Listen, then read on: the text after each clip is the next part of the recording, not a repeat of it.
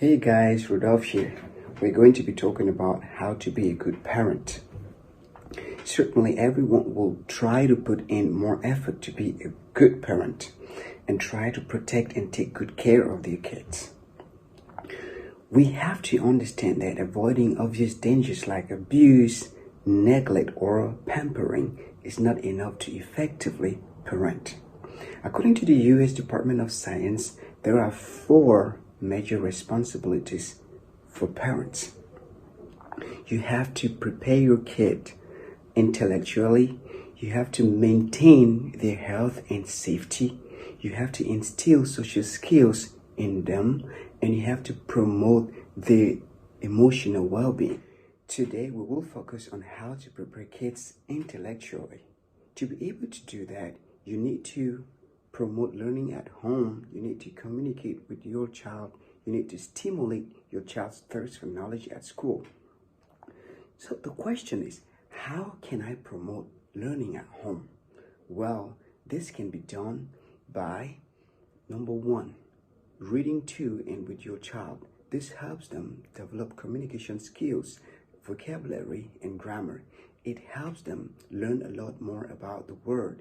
It widens the horizon. Try reading at least once a day with your kid. Make it fun for your kid by using different sounds and voices to keep their attention. Encourage them to read on their own. You can schedule time for regular trips to the library.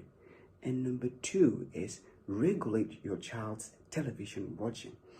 It poses a problem for parents who want to take active stands in raising their kids. Some studies have shown that television can limit the child's intellectual growth.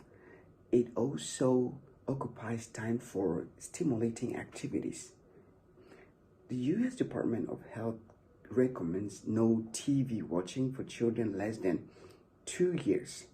Kids between the age of 2 and 5 years should not have a screen time of more than 1 hour a day, and those above the age of 5 should only have about 2 hours of screen time a day.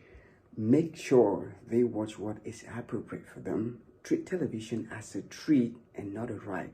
You should make sure your child earns TV watching. Make your child's television experience more active than passive. Let him or her sing together with the characters in what they are watching, or have a chat with them on what they hear or see. Number 3, purchase toys for your child that stimulate their brain. Toys are an important part of a child's intellectual growth and development.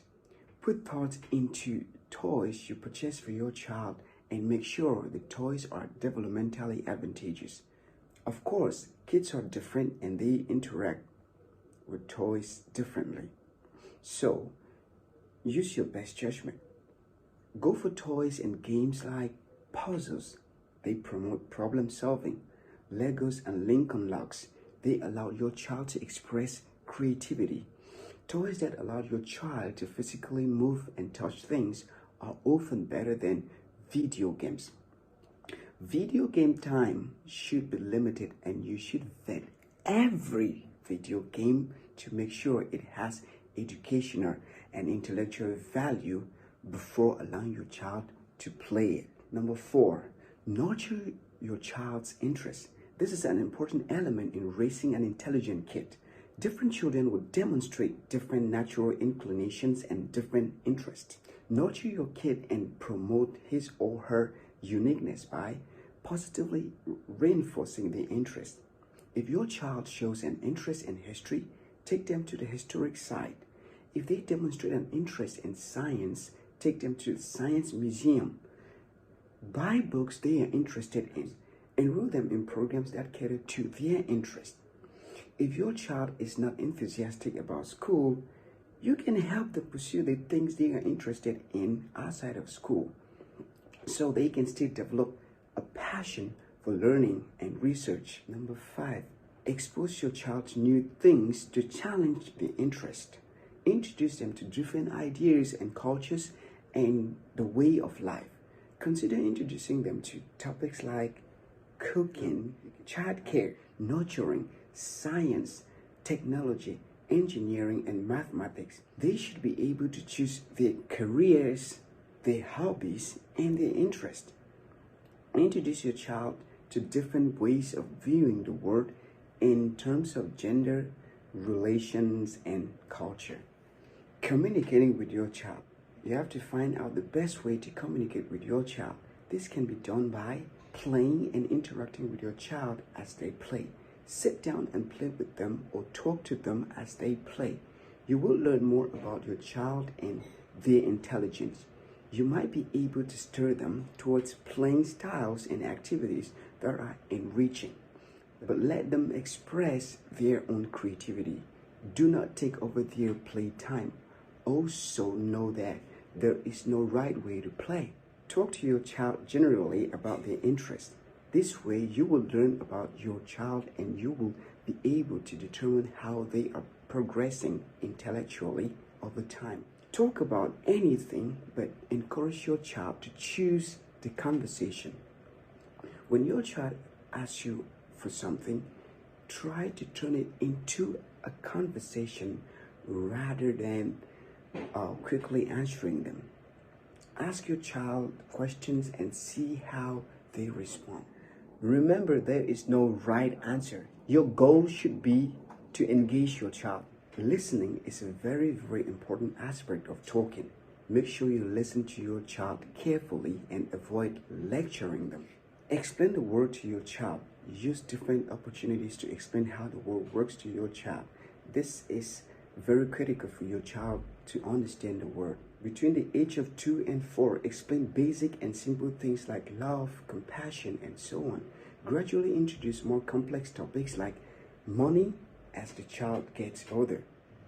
Stimulating your child's thirst for knowledge at school. You want your child to be in good hands and be focused at school. So, enroll your child in the best schools for their abilities. This is key to nurturing your child's intelligence. You want your child to attend a school that has resources to fund programs that will help stimulate their thirst for knowledge. This is important as your child will be around educators who are committed to nurturing excellence. Consider magnet schools. These are schools that offer specialized tuition beside the standard curriculum. It could be a language course, it could be a sport. Private schools. These are schools that are wholly supported by payment of fees. Schools with higher ratings in terms of students and parents' satisfactions. Schools with special programs that will benefit your child, like those with well-developed STEM, that is science, technology, engineering, and mathematics, or an art program. Sign your child up for classes that will challenge him or her. An intelligent child might prosper or succeed in any classroom.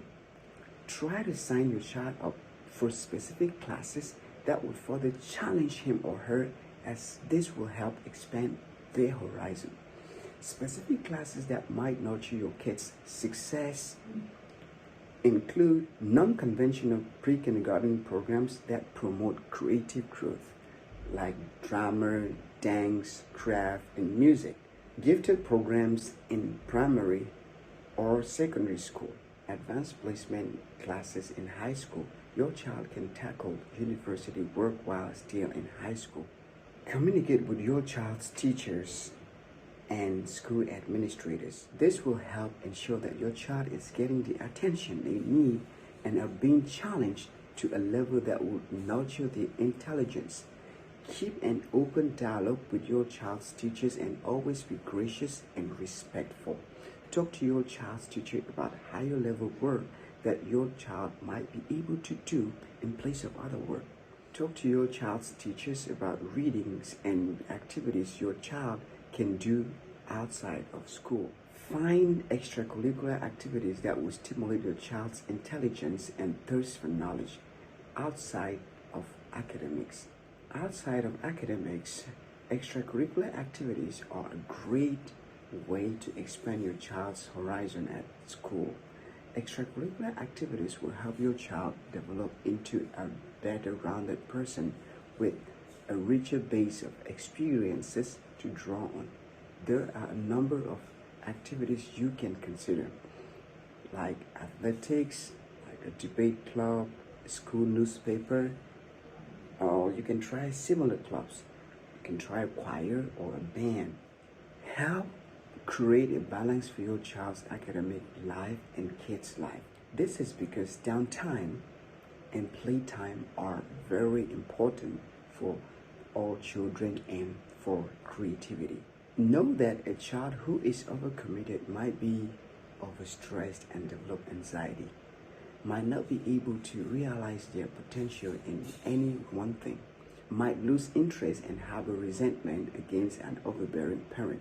Overcommitting your child might create undue stress on yourself and on your partner.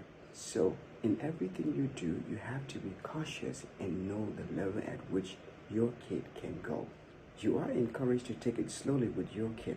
If you missed out on our first video, it's somewhere on your screen. Just click and watch now. Don't forget to subscribe, like, comment, and share.